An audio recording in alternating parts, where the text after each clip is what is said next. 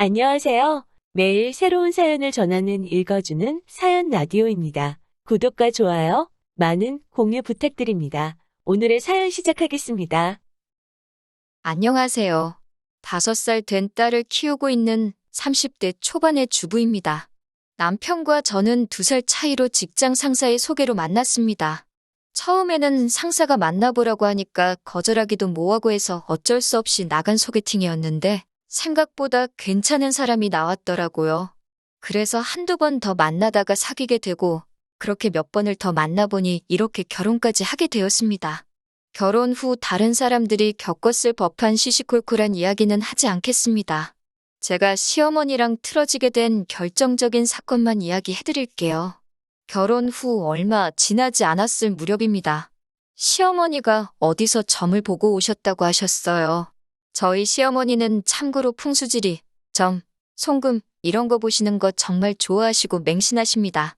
시아버지 몰래 굿도 몇 번 했다가 들켜서 쫓겨난 만에 난리도 아니었다고 들었습니다. 아무튼 그런 시어머니가 이번엔 어디서 무슨 말씀을 듣고 오신 건지 저에게 뜬금없이 앞으로 남편 생일상을 양력 2번씩 챙겨주라고 하시더라고요. 저도 어여시 직장 생활하는 사람인데 생일상을 2번씩이나 챙기라니요. 사실 챙긴다면 챙길 수는 있지만 그래도 이해가 되지 않았습니다.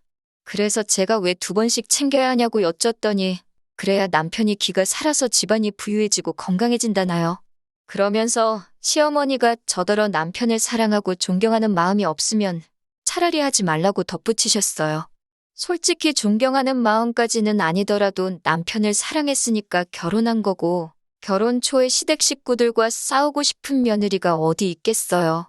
그냥 잘 보이고 싶은 마음도 있었고 어쨌든 제 남편의 어머니이니 생일상 2번 차리는 게 죽을 만큼 어려운 일도 아니고 음식 준비야 손이 좀 가겠지만 저도 같이 먹는 거나 마찬가지니 그냥 원하는 대로 해드리자 생각했어요. 하지만 그런 대화가 오가는 동안 저도 농담 반 진담 반으로 시어머니께 그럼 저도 남편한테 1년에 2번씩 제 생일을 축하해 달라고 해야겠다고 했습니다. 그러자 시어머니는 밖에서 일하고 오는 사람 힘들게 왜 그런 이야기를 하냐 하시면서 당신은 당신 아들 키우는 동안 한 번도 부엌에 들어가게 한 적 없다고 당신 눈에 흙 들어가기 전까진 그 꼴 못 보신다 하시더군요. 하지만 남편은 저랑 연애할 때부터 지금까지 부엌에 잘만 들어갑니다. 제가 시어머니한테 어머님이 뭘 모르시는 것 같은데요 하고 현실을 알려드릴까도 싶었지만 한편으론 또 시어머니랑 기싸움에서 뭐하나 싶기도 하고 남편이 부엌 드나든다는 사실을 들으면 뒷목 잡고 쓰러질까 싶어서 그냥 예예하고 말았습니다. 대신 나중에 남편에게 당신이 시어머니께 전화해서 중간 역할 잘 해달라고 부탁했고 자기 생일 시어머니가 원하시는 대로 2번 챙길 테니 당신도 생일도 2번씩 챙겨달라고 했습니다. 남편은 미안하다며 알겠다고 했고 그렇게 잘 넘어간 줄 알았습니다. 그리고 작년에 남편보다 2살 어린 신우가 결혼을 했는데 이때 시어머니의 이중적인 모습을 보게 되었어요. 물론 며느리가 딸이 될 수 없다는 건 이미 잘 알고 있었지만 그래도 참 기분이 그렇더라고요. 2달 전쯤인가 사위가 신우 생일이라며 미역국을 끓여서는 아침을 챙겨줬다며 사진까지 저에게 보내주시면서 신우가 시집을 잘 간 것 같다고 자랑을 하시더라고요. 그리고 주말에 다 같이 신우 생일 축하도 할 겸 모여서 식사를 하자고 하셨습니다. 신우 생일 축하 기념으로 모인 자리라 그런지 신우 남편이 밥을 샀어요. 시어머니가 집에 들려서 과일 좀 먹고 가라 하시더라고요. 그렇게 다 같이 모여서 차 한잔하며 이런저런 이야기를 하는데 시어머니가 계속 사위가 최고라며 입이 닳도록 칭찬을 하시더라고요. 얼마나 신우를 위해 주는지 모른다면서요. 제가 남편한테 생일상 차려달라고 한다고 했을 때는 정말 이렇게 말해도 될지 모르겠지만 입에 개거품을 무시던 양반이 남의 집 아들이 지 딸한테 밥 해주고 청소해준다고 하니까 그게 그렇게 좋아서 난리인 게 보기 얄미웠습니다. 그래서 일부러 제가 시어머니한테 아니 남자는 밖에서 일하고 오느라 바쁜데 요리하는 거 아니라고 하지 않으셨어요? 사위는 그래도 되는 거예요? 라고 물었습니다. 그러자 시어머니는 저를 힐끔 보시더니 요즘엔 남자고 여자고 바쁘니까 서로서로 도와가면서 살아야 된다는 거예요. 그래서 제가 남편을 쳐다보면서 당신도 신우 남편 좀 보고 배우라고 그랬어요. 와이프 생일엔 미역국 끓여서 아침상도 차려주고 자기 부모님만 챙기지 말고 장인어른하고 장모님 모시고 좋은 데 가서 식사도 한 번씩 대접하라고요. 그래야 처갓집에 가면 이렇게 사랑도 받고 점수도 따니 그게 바로 일석이조 아니겠냐고요. 아랫사람이어도 배울 점이 있으면 배워야 된다고 했더니 시어머니는 도끼 눈을 하고 저를 째려만 보시고 아무런 말씀도 안 하셨어요. 본인도 본인이 무슨 말을 했는지 기억하고 있다는 거죠. 저는 그런 시어머니를 보면서 보란듯이 신우한테도 남편 생일은 음력하고 양력 다 챙겨줘야 되는 거 알고 있었냐고. 그래야 남편이 길을 피고 가정도 부유해지고 건강해진다. 그래야 사랑받는 아내가 된다고 어머님이 그러시더라 했어요. 그러자 시어머니는 대번에 무슨 생일상을 2번이나 차리냐고 신혼에는 합이 좋아서 그런 거 없어도 잘 먹고 잘 살 거라고 그러셨습니다. 그래서 제가 시어머니께 저랑 남편도 사이 좋은데 저한테는 대체 왜 그러시냐고 물었더니 너네 부부는 너가 기가 너무 세서 우리 아들이 길을 펼 수가 없다고 했다는 거예요. 이 모든 대화를 듣고 있던 신우가 시어머니께 제발 어디서 미신 같은 거 듣고 와서 주변 사람들 힘들게 하지 말라면서 언니랑 오빠가 행복하다면 된 거 아니냐고 시어머니한테 뭐라고 하더라고요. 그러면서 신우가 결혼 전에는 몰랐는데 이제 보니까 엄마 진짜 진상 시어머니라고 저 볼 면목이 없다며 제 편을 들어주었습니다. 시어머니는 아무 말도 못하시고 얼굴색만 울그락불그락해졌더라고요.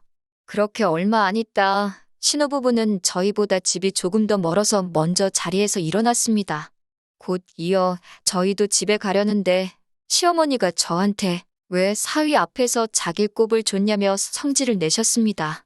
솔직히 말하면 결정타는 신우가 날렸는데 저한테 화풀이를 하시더라고요. 그러면서 저에게 넌 네 신우가 잘난 남자 만나서 시집간 게 그렇게 질투가 나니? 그러시는 거예요. 그래서 제가 네, 질투나요. 저는 팔자가 사나운 건지 먼 놈의 복이 박복한 건지 남편 생일상은 2번씩 차려가면서 좋은 소리도 못 듣고 내 남편은 누구 남편하고는 다르게 요리도 못하고 장인장모도 제대로 못 챙기고 시댁은 시댁대로 지 마누라가 기가 세다고 못마땅해 하시고 정말 속상하다고 그랬습니다. 그러면서 기센 며느리는 기죽으면 다시 올게요. 라고 말하고 시댁문을 박차고 나와버렸습니다. 집으로 돌아오는 차 안에서 남편이 평소대로 그냥 한 귀로 듣고 한 귀로 흘리지 뭐하러 일일이 대꾸했냐며 한마디 하더라고요. 그러면서도 저한테 마음은 조금 풀렸느냐고 제 마음이 완전히 편해지면 시댁은 그때 다시 오는 걸로 하자고 하더라고요. 그리고 그날 저녁 남편이 전화로 따로 말을 전한 건지 곧 이어 시아버지한테도 연락이 왔습니다.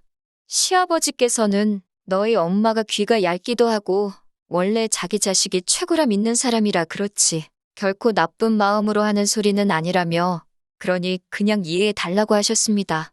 그렇지만 이번만큼은 정말 이해하는 척하고 넘어가기가 싫었습니다.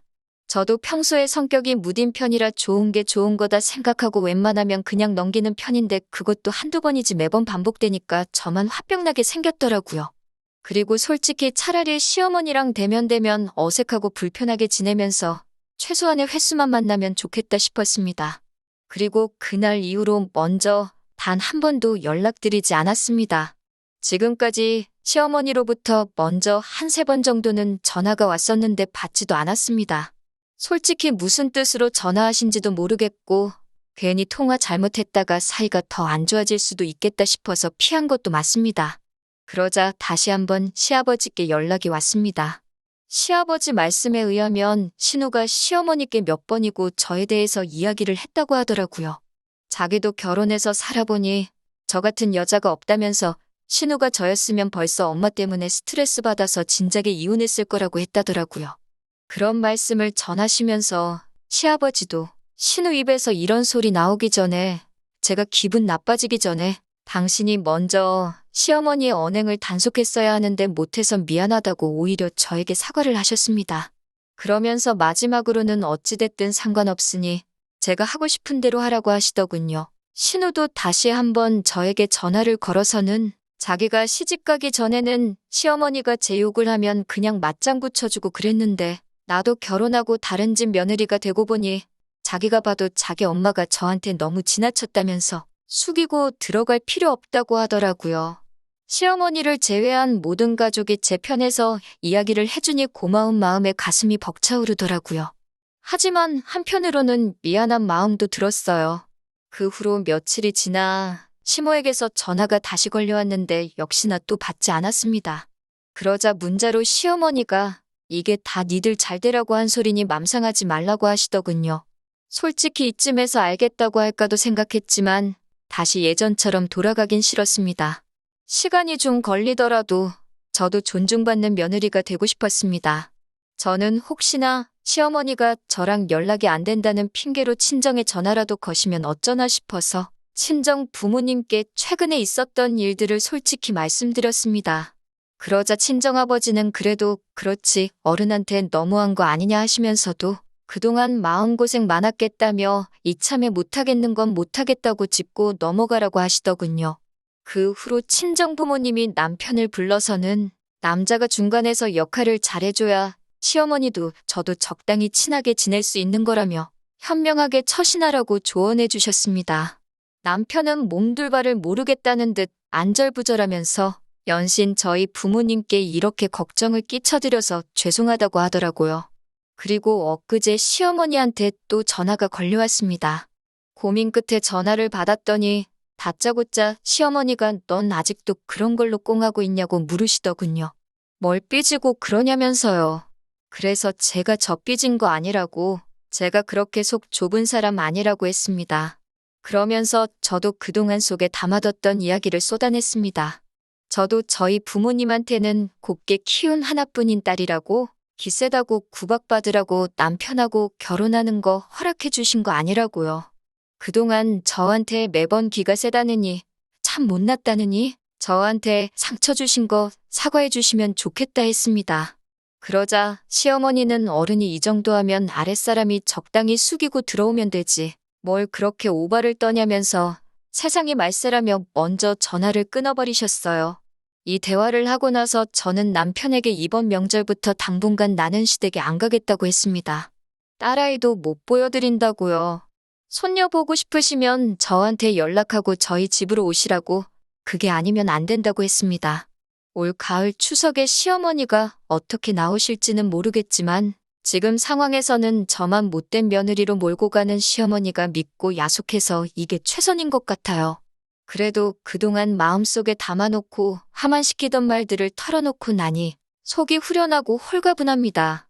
게다가 이번 기회를 통해 시아버지도 신우도 남편도 다 저의 노고를 알아준다는 사실을 확인해서인지 마음 한구석이 따뜻해지기도 했고요. 남편 말로는 시어머니가 가족들도 다 자기 편이 아니라고 신세한탄을 한다고 하십니다. 그런데도 신우나 시아버지 두 사람 모두 시어머니 말 들은 척도 안 하고 끝까지 제가 잘못한 거 하나도 없고 제가 그렇게 나오는 것에 대해서도 당해도 싸다는 식으로 저를 옹호해주고 있다고 하네요.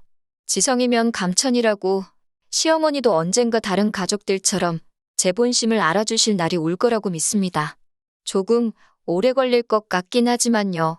그래도 나중에 언젠가는 이 일을 가지고 추억담처럼 재밌게 나누는 날이 왔으면 좋겠네요. 긴 이야기 들어주셔서 감사합니다. 오늘의 사연은 여기까지입니다. 구독과 좋아요, 알람 설정해주시면 앞으로 더 좋은 사연으로 찾아오겠습니다. 감사합니다.